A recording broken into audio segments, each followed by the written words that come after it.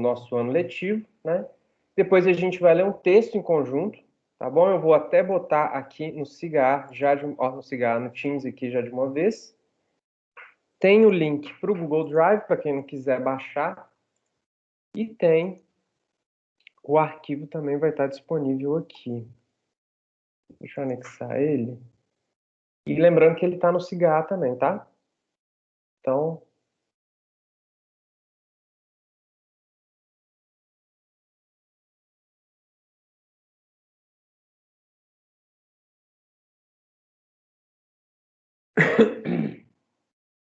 agora eu tô com a banda lá no Velho Vogue na cabeça, que é a que eu deixei vocês escutando, né? Botei para vocês escutarem no início. Aí, gente, confirma para mim, por favor, se vocês já receberam, se vocês conseguem visualizar tanto o link do Google Drive quanto o próprio arquivo em PDF. Sim. Tá. Beleza. Beleza, gente.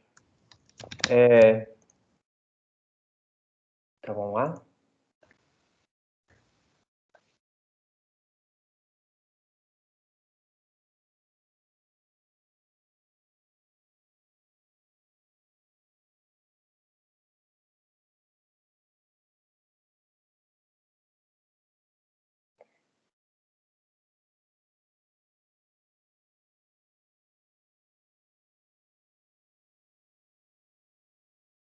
Então, gente, a gente chegou na nossa quinta aula, continuando nossas reflexões sobre arte e cultura. Na aula passada, a gente conversou um pouco sobre a ideia, sobre a metáfora que a antropologia utiliza para entender cultura enquanto uma teia de significados, enquanto um conjunto sistêmico de abstrações mentais que nós, todos indistintamente, todos os seres humanos, né, temos a habilidade de construir. Né? Antes da Professor, gente... Oi, pode falar. o aluno Rafael de Paula mandou perguntar se os arquivos estão no Cigar. Então, estão lá no CIGA todos os arquivos da aula, da nossa última aula, que foi, na verdade, foi uma reposição de aula para auxiliar a professora Rosicler, que estava com Covid, né? Esse eu ainda não botei, não, eu vou botar porque eu tenho que lançar como subtópico da aula, tá? Mas vai estar tudo lá já. Acho que eu vou fazer isso agora, logo depois da aula, tá bom? Mas os das aulas passadas, né, sobretudo aquela que a gente aborda especificamente o tema arte em si, tá tudo lá, tá bom? Então, especificamente em artes, pessoal, a gente viu que na contemporaneidade, no tempo presente, existe uma multitude, uma multiplicidade, né? Uma pluralidade de perspectivas que conceituariam esses objetos que a gente entende quanto arte. Ou seja, o conceito de arte ele não é um conceito estancado, único, objetivo, né? E enquanto uma coisa que abrange várias coisas, paradoxalmente, ela escolhe uma só para determinar o que é o que não é. Então, por isso que esse S está entre colchetes, né? E ele não está acrescentado diretamente à palavra artes. Porque esse S vem indicar tanto os produtos daquilo que a gente entende como arte, né? Um quadro, uma música, uma sinfonia, um poema, enfim, os produtos são plurais. As linguagens também são plurais, então por isso o S da pluralidade ali. A linguagem musical, a linguagem das artes visuais, das artes cênicas, da performance interartes, da arte digital, né?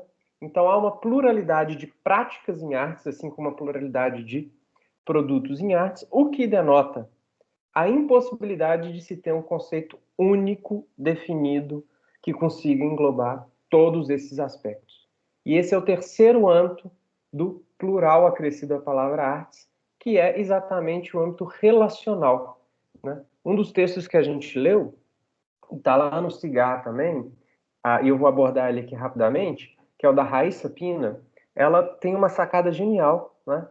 Que é exatamente perceber que se a gente faz a pergunta o que é arte, a gente vai chegar em uma verdade absoluta, né? E uma verdade absoluta, ironicamente, vai desconsiderar as outras coisas, né? Outras práticas. Então, se o que é arte é respondido, inevitavelmente a gente responde também o que não é, né? E esse o que não é, ele vai tornar invisível determinadas práticas, silenciadas determinadas existências, né? Então, a gente não deve se perguntar o que é, mas o que torna, o que faz. E nesse jogo de perguntas do que tornaria algo arte, o que faria, né, uma expressão, um objeto, uma prática ser considerada como artística, existe como parâmetro interpretativo o nosso engajamento estético sensível, a nossa disponibilidade de observar as coisas do mundo através de uma lente de entendimento, ou seja, de uma forma, né, de se observar o mundo que considera o âmbito artístico. Então, isso é uma segunda característica do pensamento artístico hoje em dia, que além de ser plural, ou seja, além de considerar vários aspectos do fazer humano, também é relacional, né? A partir do momento que ela depende da interação, do engajamento, do tipo de presença que você, enquanto indivíduo, vai ter com aquilo que você está observando, seja artístico, enfim, né?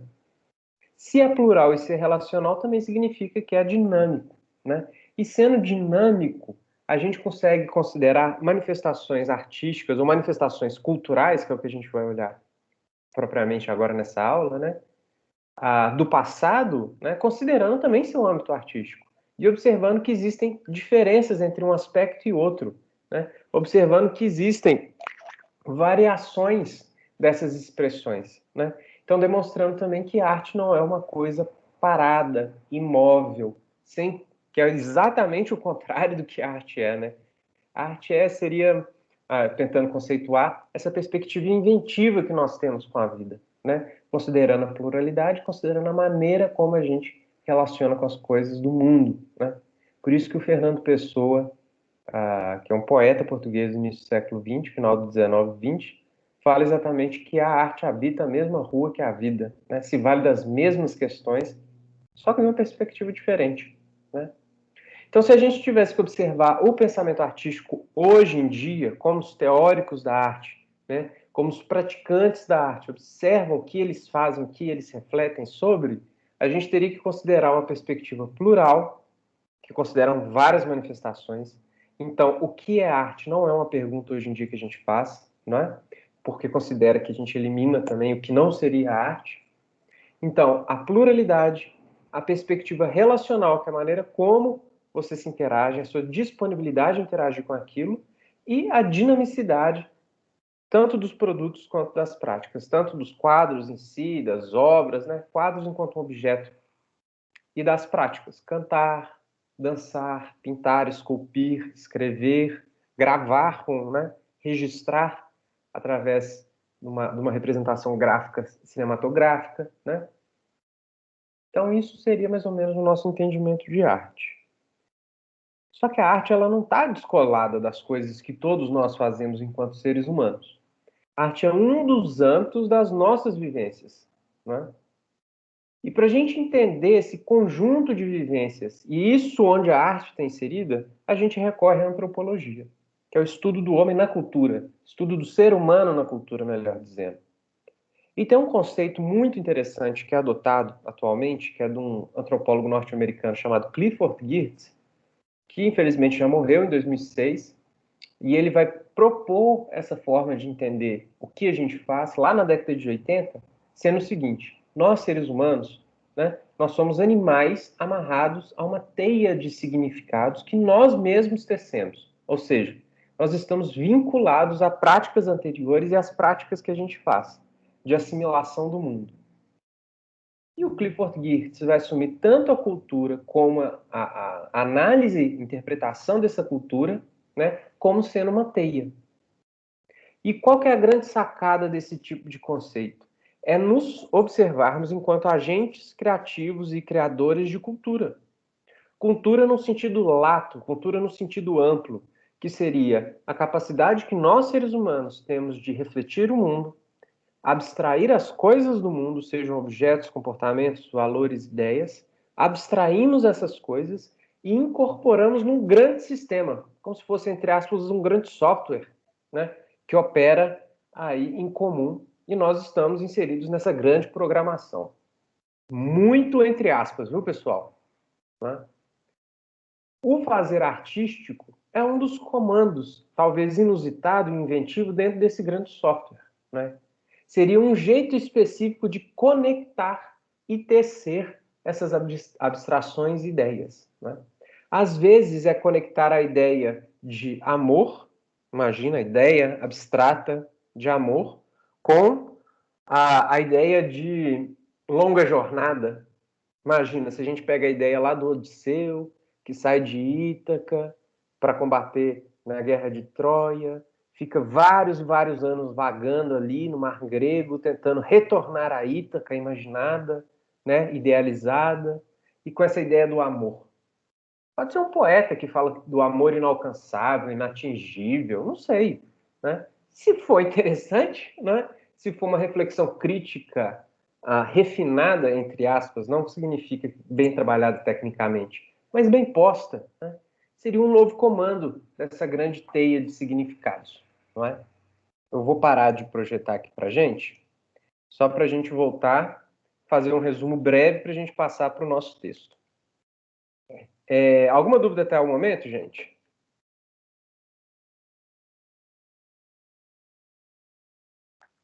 Bem tranquilo, professor. Beleza. Eu Essa só ideia. quero, Pode falar. eu só quero ver se eu entendi. Então a arte, só para ter certeza. Então a arte, ela é parte dessa teia que seria a cultura que a gente teceu. Então a arte é como se a gente pegasse parte daquela teia e trabalhasse aquilo criando mais. Isso, exatamente, Guilherme. É um âmbito dessa rede, né? Porque dentro dessa rede de significados, de abstrações, também tem a culinária, também tem a maneira como a gente joga bola, também tem a maneira como a gente se comunica, né? E essas coisas são compartilhadas tanto de uma maneira ampla, por exemplo, todos nós falamos português, língua portuguesa falada no Brasil, né? Na nossa língua que integra essa grande rede, existem abstrações que a gente vai administrando, não é? Então, existe esse sentido amplo dessa rede compartilhada, como também existem sentidos mais locais. A maneira que se fala no Rio Grande do Sul é completamente diferente da maneira que se fala no Rio Grande do Norte. A culinária do Rio Grande do Norte é diferente da culinária do Rio Grande do Sul, não é? Que é diferente da culinária do Amazonas, não é? Então, existem essas interconexões de teias, que são as maneiras pelas quais nós vivemos. E abstraímos essas coisas do mundo, decidindo o que é importante ou não entrar para a nossa cultura. E a arte é um jeito, uma maneira, uma parte dessa cultura a que a gente vivencia, né? Então, ali dentro da grande cultura brasileira, que é uma abstração também, né, que é múltipla, dentro desse grande conjunto de vivências que nós brasileiros temos, nós temos também como se fosse um tipo específico de fio dessa teia, um conjunto de fios específicos que seria o fazer artístico, né? Por isso que a nossa arte brasileira é diferente da arte do Cazaquistão, né? Porque se vale de elementos diferentes. A arte do Cazaquistão é a arte do Cazaquistão, tem as suas singularidades, né? Tem toda a sua contextualidade ali, e a arte brasileira tem todas as suas conexões e contextualidades. Não é? Significa que uma é melhor que a outra? Claro que não, significa que cada uma é específica. Né? Aí a gente já pensa do multiculturalismo, né? Que é uma outra perspectiva. Ficou um pouquinho melhor explicado? Beleza, gente. Perfeito. Ótimo. Nós vamos ler agora, gente, um texto, um conjunto, rapidamente, que é que é esse que está aí, né, no link e no PDF, se vocês quiserem já ir no abrindo ele, tá? Que é um aprofundamento, ou melhor dizendo, uma aprofundação de das nossas reflexões. Tem um filme muito legal que o cara fala uma coisa semelhante a essa, que ele fala o seguinte: essa é uma proposta vanguardista. É para abrir o PDF ou professor? O que ficar mais fácil para você. Se o link do Google Drive servir e for rápido, pode abrir. Eu vou projetar na tela também para a gente ler, tá? Beleza. Mas é para todo mundo ter acesso ao material indistintamente. outro projeto aqui, eu lembrei de um curta-metragem que fala sobre Belo Horizonte, que chama A Hora Vagabunda, que um dos caras fala assim, Belo Horizonte tem uma proposta vanguardista na arte, para não dizer vanguardeira. Eu acho isso engraçado demais a conta. Não existe vanguardeira, né?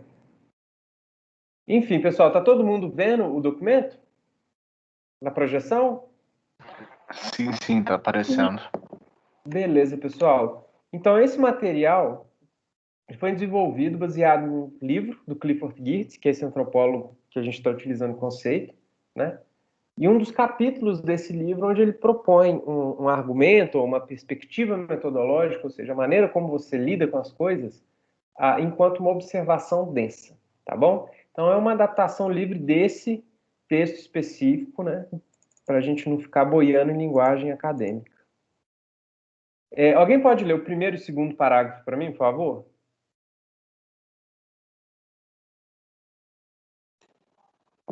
Eu? Pode. Cultura. Considere dois garotos piscando rapidamente o olho direito.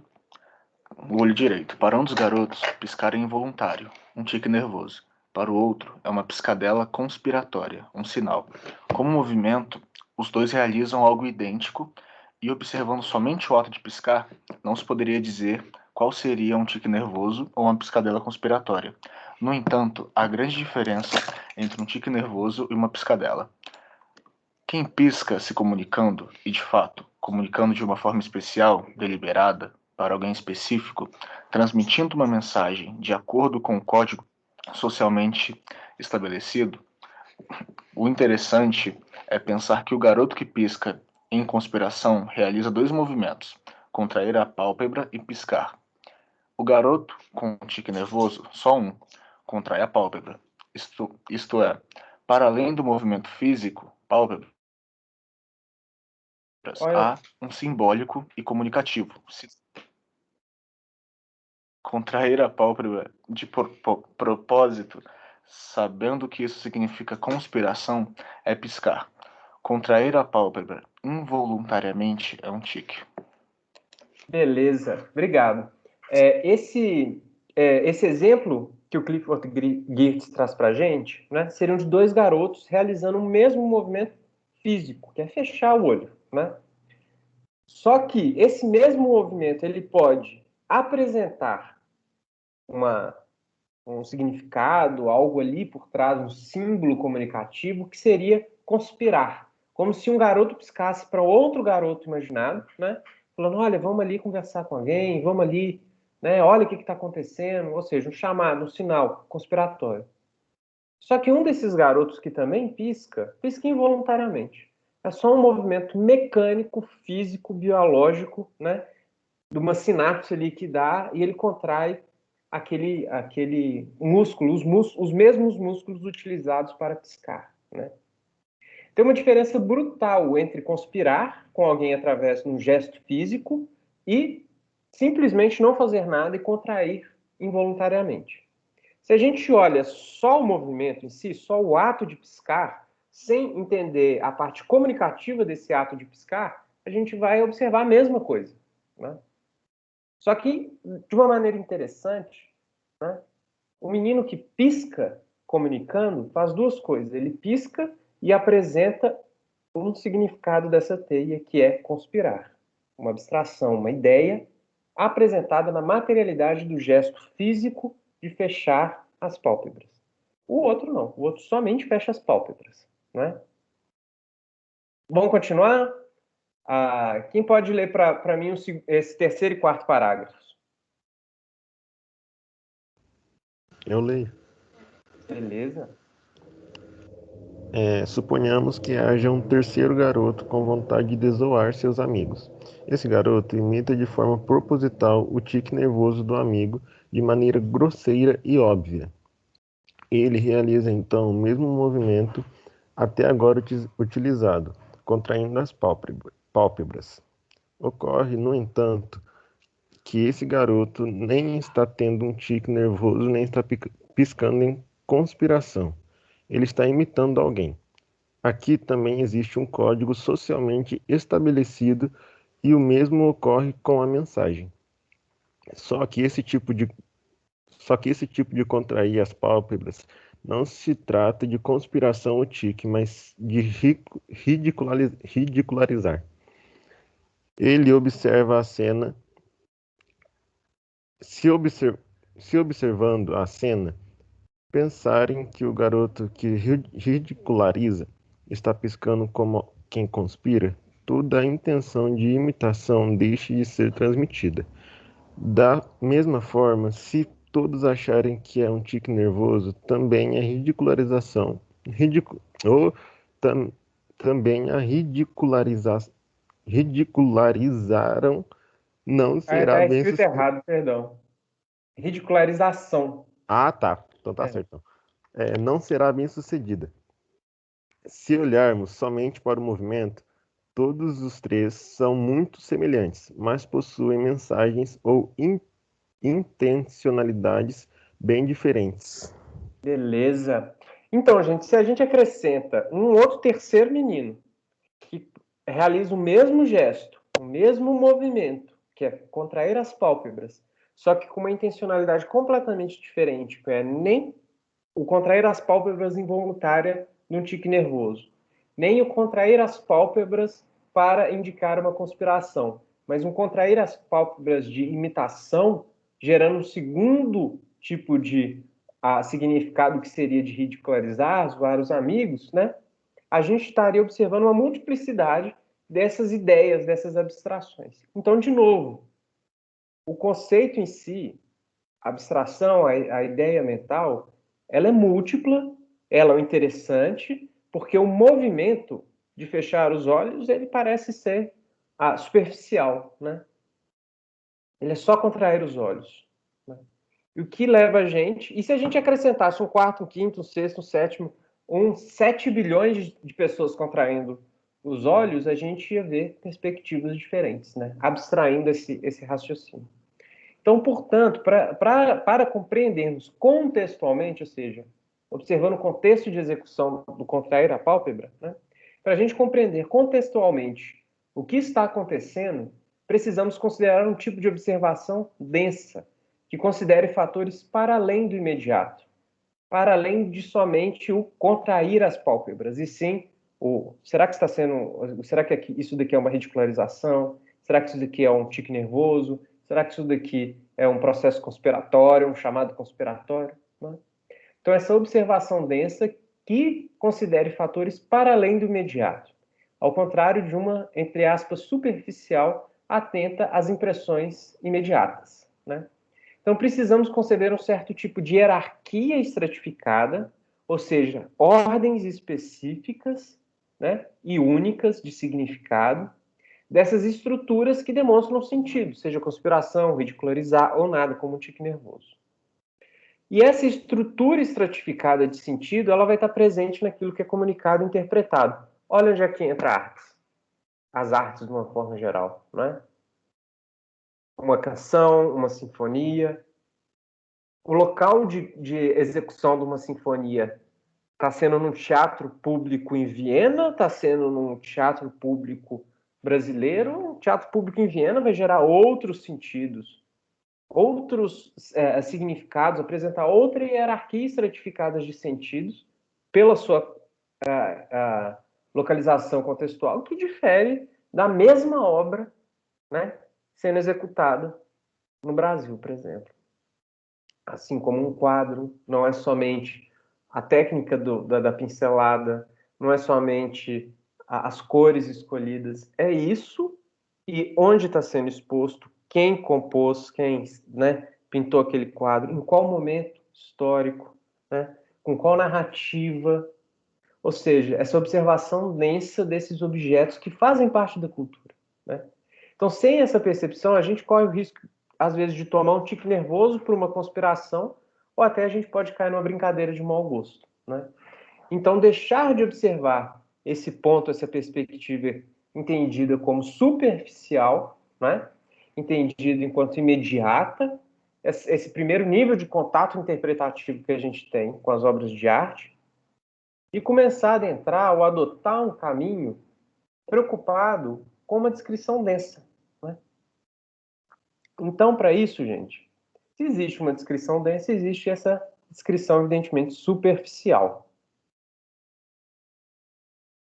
Vamos voltar aqui à nossa apresentação.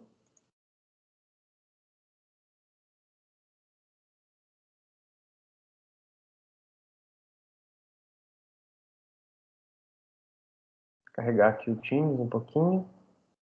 Ah, alguém falou um negócio aqui, vamos ver rapidão. O Guilherme falou, sem essa percepção, o cálice vira cálice, né? Lembrando daquela canção do Chico Buarque, com a versão que eu acho bonitíssima, né, com Milton Nascimento, né? Especificamente falando da censura musical durante a ditadura, né? Pai, afaste de mim esse cálice, né? Utilizando de uma, entre aspas, de uma observação de superfície que diria sobre um tema religioso, que é o cálice, né? Dentro de uma ordem cristã, ali, de ritual, para o cálice do ato de censurar que a ditadura impunha sobre o fazer artístico, né? E é interessante esse exemplo que o Guilherme trouxe, por quê? Porque a censura é tentar eliminar uma parte da cultura também, né? Infelizmente, essa música cabe nos dias de hoje, o Eduardo Soares falando também para a gente desses processos de restrição, né?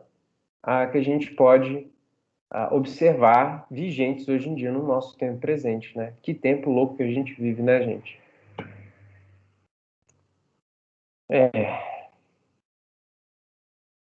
Vamos voltar para a aula aqui, senão a gente fica com sangue quente.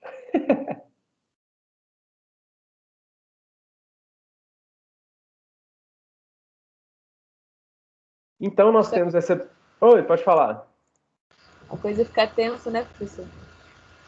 Fica, nossa, gente, eu não gosto nem. Às vezes eu diz que brasileiro hoje em dia toma café e lê notícia ruim, né? Quando acorda. Mas vamos seguir o bonde, né? Então existe esse tipo de descrição e observação densa que consideraria fatores além do imediato, né? Por exemplo, um discurso presidencial, se a gente olha para além do imediato, que é para além desses absurdos e choques que a gente entra, e começa a ver as interconexões de sentido que estão expressos naquilo, né? É intencional, tem toda uma proposta ali por trás, né? Então, considerar esse tipo de observação densa, que valorize os significados, os símbolos e as representações dessas ações humanas, especificamente no nosso campo, as artes, né? Que elas são culturalmente fundamentadas. Então, a Mona Lisa vai expressar a cultura italiana renascentista. Ela é uma representação daquilo. Ela acumula nela, né, elementos que vão além do sorriso da Mona Lisa, além das suas dimensões, das cores que o Da Vinci utilizou. Elas vão dizer sobre seu tempo histórico, seu local de produção, não é? Não só como a maneira que ela foi produzida. Seja a Mona Lisa, seja um grafite na rua, não é? O grafite, né, a arte urbana, ela é tão interessante que ela considera o caráter efêmero, porque um cara, ou uma pessoa, de uma forma geral, um artista, pode realizar um grafite no muro inteiro e amanhã aquilo ser apagado, né? Com uma cor cinza chata qualquer, né? Se a gente olha para além do traço, da cor, né, e começa a analisar a narrativa, o que está fundamentando aquele discurso, né, quais que são os significados, os símbolos e as representações daquilo, a gente sai dessa percepção imediata e superficial para essa observação densa, né? Então, voltando lá no conceito de artes, plural, porque ela expressa várias formas de se entender o mundo. Expressa várias redes, várias teias de significado, tanto que variavam pelo tempo quanto pela geografia, né? Ou seja, variavam tanto historicamente, algo que aconteceu 5.000 anos atrás, ou ontem, assim como algo que acontece no Uzbequistão, ou no Zimbábue, ou na Nova Zelândia, né? Então, ela é plural porque o ser humano se organiza de forma plural. Ela é relacional porque ela depende muito da maneira como a gente engaja com aquilo, não é? Se a gente consegue adotar essa observação densa, tentando analisar e interpretar o significado, símbolos e representações desses objetos ou práticas, e ela é dinâmica, né? Porque esse processo ele é contínuo, né? A cultura é um contínuo inventivo de convenções e desconvenções, desconvencionalidades, né? É um outro antropólogo que fala isso, que é o Roy Wagner, também americano, também da década de 80, né? Então, por isso que um manuscrito medieval francês tem características contrastantes com um quadro modernista brasileiro do início do século XX, como uma escultura grega, como uma arte de rua urbana nova-iorquina, que nem o Banksy, como um manuscrito islâmico ou hindu, né? Tomando aí a questão religiosa como um indicativo da diferença cultural, né? Como uma escultura viking, né? Ou seja, plural, relacional e dinâmico. Porque a cultura também é plural, porque a cultura também é relacional. Por isso que, por exemplo, se a gente tem vários teóricos atualmente que estudam, né, as relações conviviais, ou seja, de convivência conflituosa, não necessariamente harmônica, né, entre europeus e imigrantes, né? E como que isso modifica a cultura da Europa, né? E como a Europa, de certa forma, está vendo um processo de colonização invertida. São os argelinos indo para a França, né? São os angolanos indo para Portugal, né? São os congoleses indo para a Bélgica, né? São os brasileiros indo para a Europa, né? Também fomos colônia, né? Por isso que as culturas mudam, né? Plural, relacional e dinâmico. Alguma dúvida até agora, meus caros? Não? Tá dando para entender. Beleza. Então, gente, a gente vai fazer uma atividade para a próxima aula valendo 5 pontos, que é uma das nossas avaliações. E o que que essa avaliação... O que vocês vão ter que fazer nessa avaliação? E para o pessoal da segunda chamada, pode ficar tranquilo. De novo, não há pergunta certa ou errada. Há perspectiva fundamentada ou não. Tá? Então, o que conta é a maneira como algo é refletido. Tá bom? Então, não tem achar o x da função exponencial. Não. Vamos refletir por que vocês estão achando o x das coisas. Quais perguntas devem ser feitas quando se deseja saber se algo é ou não arte? Vocês vão refletir individualmente ao longo dessa semana qual que seria a sua pergunta fundamental quando você se depara com um objeto ou com uma prática específica e se questiona se isso é ou não é arte. Qual pergunta você deve fazer, né? Por exemplo, vários exemplos que eu vou dar. Aquilo ali é bem feito? Ou seja, há uma técnica apurada naquele objeto? Então, a técnica vai ser a sua chave de entendimento para entender arte. Isso é uma possibilidade? É uma possibilidade. Defenda ela, né? Eu acho aquilo bonito. Então, a beleza seria um conceito-chave para se caracterizar arte. Aquilo ali me toca no sentido de me mover, de me comover, né? De me mover junto com aquilo. Então, se a emoção for uma chave de entendimento para saber qual arte, ela vai estar expressa na sua pergunta. Então, refletindo individualmente ao longo da semana, vocês vão desenvolver qual que é essa pergunta fundamental para quando se pensa ou quando se quer saber se algo é ou não arte, tá bom? Como que vocês vão fazer isso? Vocês vão acessar um link que eu deixei lá no Cigar, na nossa atividade, que já está aberta, que é um Padlet. Esse Padlet é uma plataforma onde vocês conseguem interagir coletivamente, né? É como se fosse um quadro, né? Se a gente estivesse em sala de aula e eu ia coletar essas perguntas, a gente ia anotar no quadro e avaliar. Então é um quadro, né? Quadro digital. E vocês vão adicionar um comentário. Esse comentário vocês vão botar o seu nome, né? E a pergunta. Pode ter pergunta semelhante? Pode.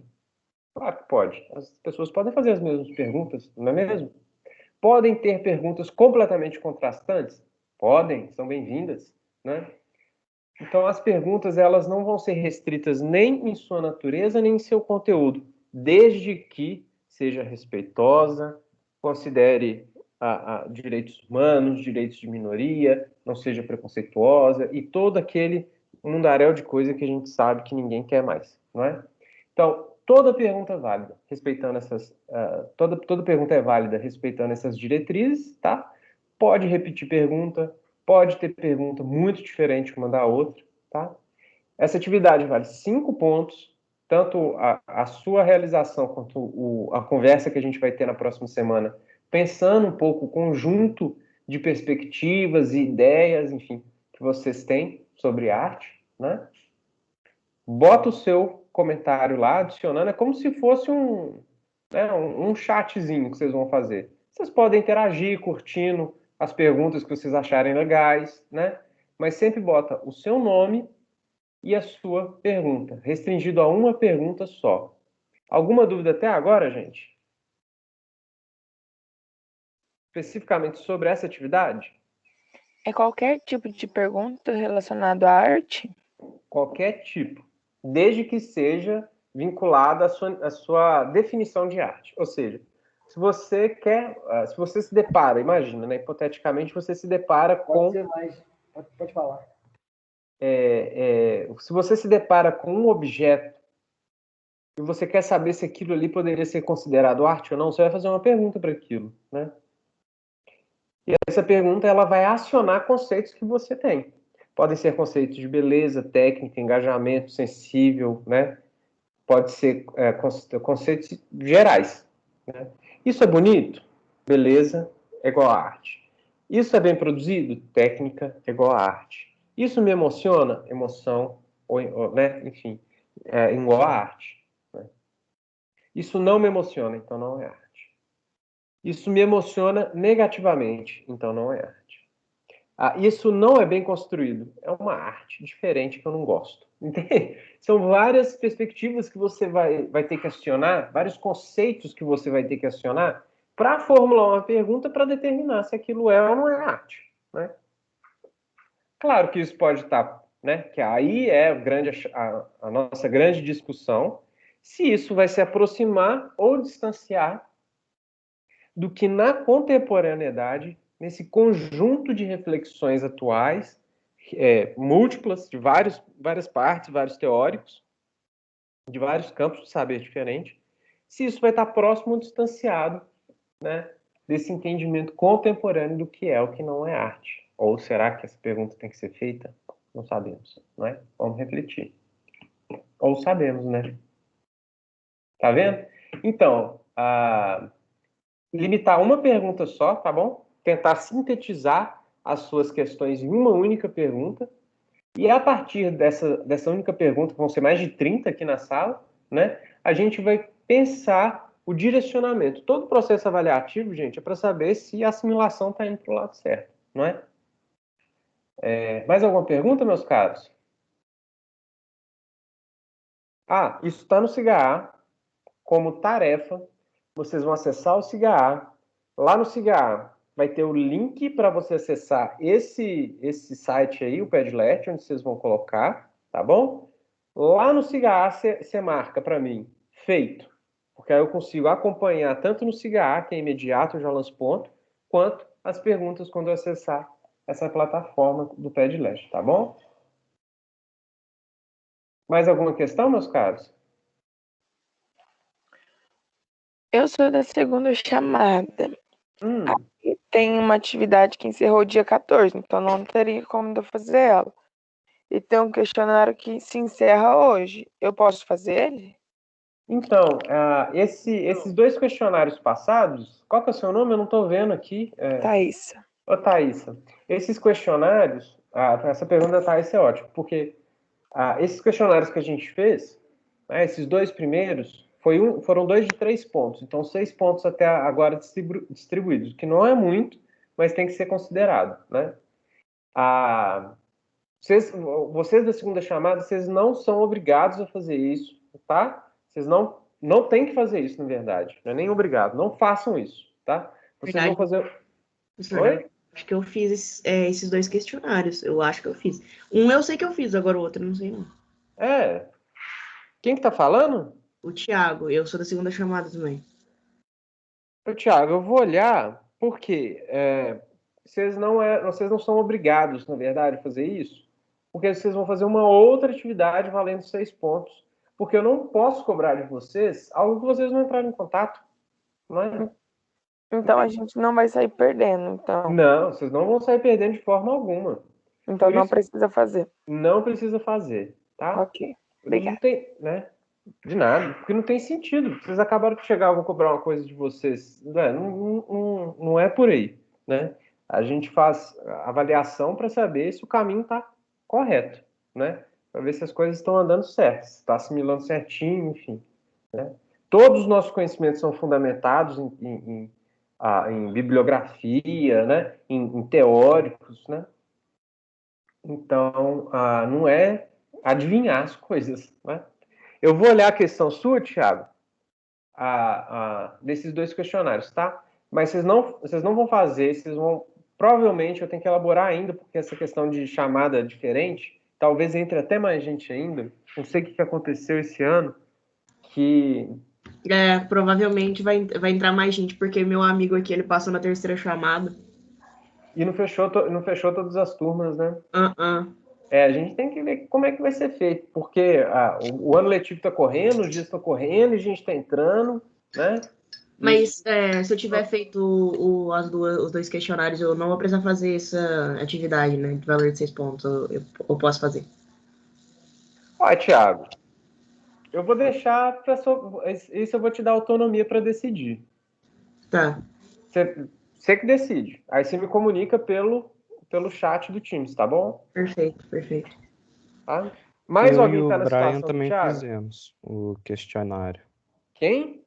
Eu e o Brian. Christian e Brian. Christian e o Brian. Beleza, Christian. Peraí. Tem 2 Christians. Qual Christian? Salles. Christian Salles e o Brian. Samuel Canguçu também falou que fez. Samuel, você e o Brian. Então, nós temos 4 já que fizeram.